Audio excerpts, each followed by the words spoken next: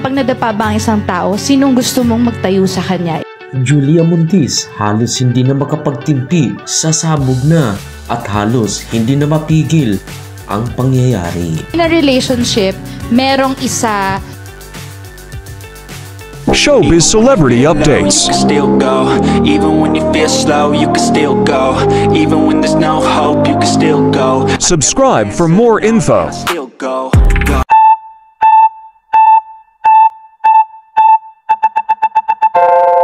Napatunayan yung pagmamahalan, pagkakaisa, na hanggang ngayon lumalaban pa rin. March of this year, unang bininyag at nilathala ni Coco Martin na 12 years na nga ang pagsasama nilang dalawa ni Julia Montiz. Maraming nabulanta at maraming nagulat sa pangyayaring ito. Maraming naniniwala at sobrang saya, pero marami din hindi naniniwala dahil sa panahong iyon, bata pa nga raw si Julia Montiz.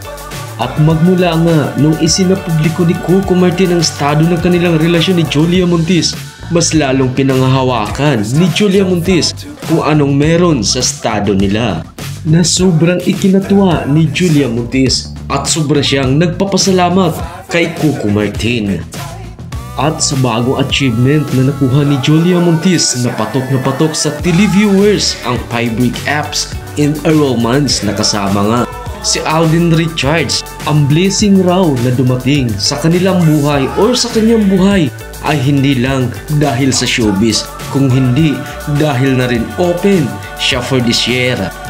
At sa karagdagan niyang pahayag patungkol kay Coco Martin, si Coco Martin ay ang buhay niya sa ngayon. Mang perfect aminin natin, in a relationship, merong isa or minsan, hindi naman necessarily pag nagkamali sa'yo, hiwalay mo na agad.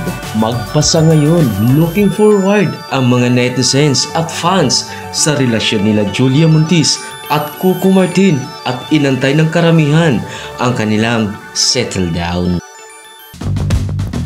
Chasing stars and holding you. I can't see the end, but we'll see it through.